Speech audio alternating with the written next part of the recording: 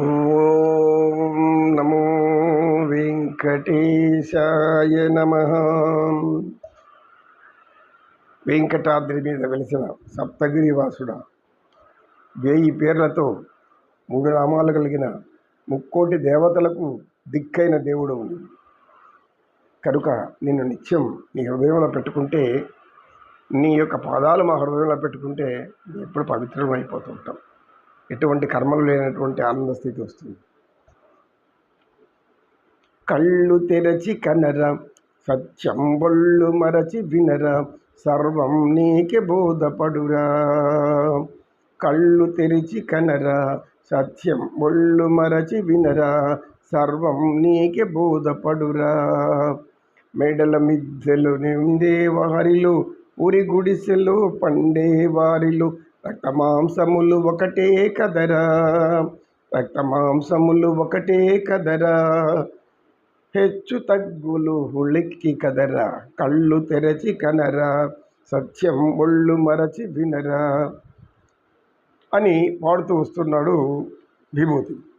గురువుగారు మన విభూతి ఏదో పాడుతున్నాడు, వెనకాల జనమంతా కూడా హాయిగా భజన చేస్తూ వస్తున్నారు. ఇదేమి వింతగా ఉంది. ఎంత ఏముంటుంది, విభూతి ఏం చేశాడో ఏమో అడుగుదాం రమ్మని అని పిలిపించాడు. విభూతి మెల్ల గురువుగారు నేను అలా పోతూ ఉంటుంది. అలా పోతా ఉన్నావు, నీకు అక్కడ ఒక పాట వినబడింది అంతే కదా? అవును గురువుగారు, మీరు ఎలా కనుగొట్టి అన్నాడు. నాయన, నీ గురువు అయినందుకు నాకు అన్నీ కనబడుతుంది. సరే ఏందో విషయం చెప్పు, ఎందుకు ఆ పాట ఎంత పాడుతున్నావు అన్నాడు. గురువుగారు, ఈ పాటలో ఒక మహా అద్భుతమైనటువంటి తత్వం ఉంది. తత్వం అంటే ఏంటి గురువుగారు అని అడిగాడు. మళ్ళా నువ్వే అద్భుతమైన తత్వం అన్నావు, తత్వం అంటే ఎందుకు, లేకపోతే ఆ పాట ఎందుకు పాడుకుంటున్నావు అడిగాడు సత్యనిష్ఠుడు.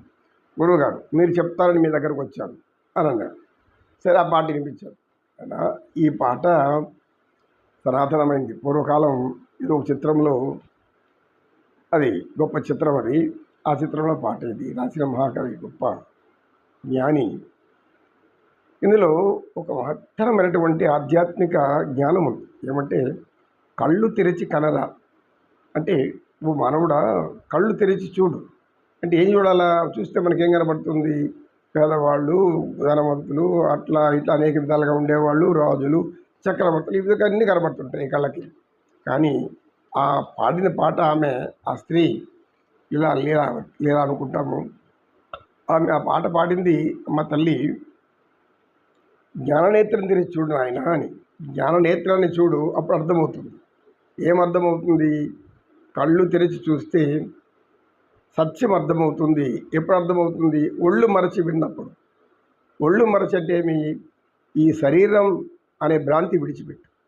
శరీరం శాశ్వతం కాదు, మరి ఇంకేది శాశ్వతము అంటే సత్యం అనేది శాశ్వతము అని అర్థమవుతుంది నీకు అనే పద్ధతులు చెప్పారు నాయన భూతి. కాబట్టి మనం జ్ఞాననేత్రాన్ని తెరిచి జ్ఞాననేత్రంతో ఈ యొక్క సత్యాన్ని గ్రహించినట్లయితే ఈ భూమి మీద ఉండేటువంటి పేదవాళ్ళు, ధనవంతులు, అనేక విధాలుగా రీతుల్లో ఉండే వాళ్ళందరూ కూడా, అందరిలో ఉండే రక్త మాంసాలు ఒకటే, ఇతరులు ఇంకేమీ ఉండవు. రక్తం అదే రక్తం ఉంటుంది, మాంసం అదే ఉంటుంది. సప్తధాతువులు రక్తము, మాంసము, మధ్య, మేధస్సు, ఓజస్సు, రేతస్సు అనేటువంటి సప్తధాతువులతో ఏర్పడే శరీరం ఇది. నవరంధ్రాలతో ఉన్నటువంటి శరీరం ఇది. తోళ్ళు తిత్తి ఇది తూటులు 9 తుస్సుమనుట కాయం, నరుడా తెలుసుకో అపాయం. తోళ్ళు తిత్తి ఇది తూటులు 9 తుస్సుమనుట కాయం, నరుడా తెలుసుకో అపాయం అని కూడా పాడతాడు. అంటే మన ఈ శరీరము ఎప్పటికైనా రక్త మాంసాలు నశించి ఒట్టి చర్మం మాత్రం మిగులుతుంది. ఇది ముసలి వయసు అయిపోతాం కనుక, వయసు అయిపోయిన అంత అన్నీ పోతాయి.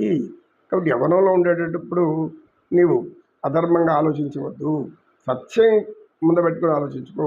సత్యాన్ని నమ్ము, సత్యం మీదనే జీవించు, సత్యాన్ని ఆచరించు, సత్యమే చెబుతూ సత్యమే ఆలోచించు, సత్యమైన మాటలే చెప్పు అని ఆ పాటలో మహత్తరమైనటువంటి ఆధ్యాత్మిక భావన ఉంది.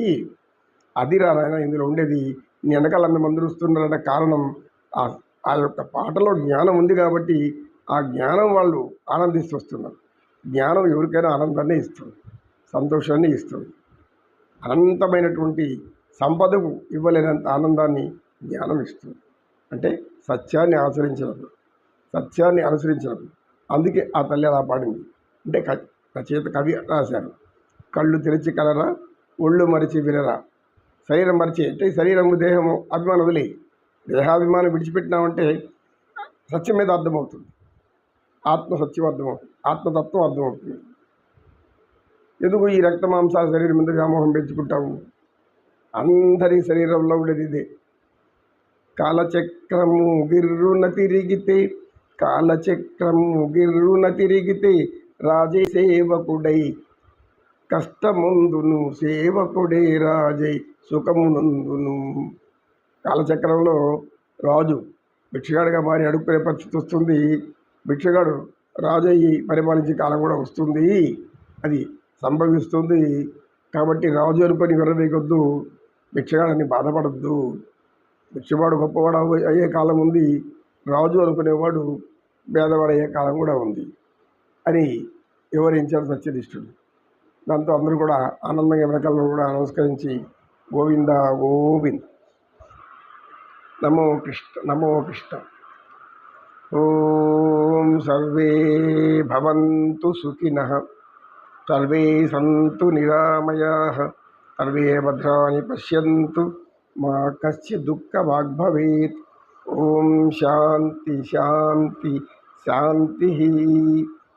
లోకజన శాంతి ప్రదార్థం, లోకజన హిత ప్రదార్థం, లోకజన ఆనంద ప్రదార్థం, లోకజన సుఖ ఆనంద ప్రదార్థం, సర్వజనులకు జ్ఞాన ప్రదార్థం, సర్వజనులు తమ యొక్క సుఖ సంతోషాలతో జీవించి అలాని కోరికతో అందరి తరపున భగవంతుని ప్రార్థిస్తున్నాను. సర్వే జన సుఖినో భవంతు, సర్వే జన సుఖినో భవంతు. కృష్ణం వందే జగద్గురుం, శ్రీకృష్ణ పరమాత్మం వందే జగద్గురుం.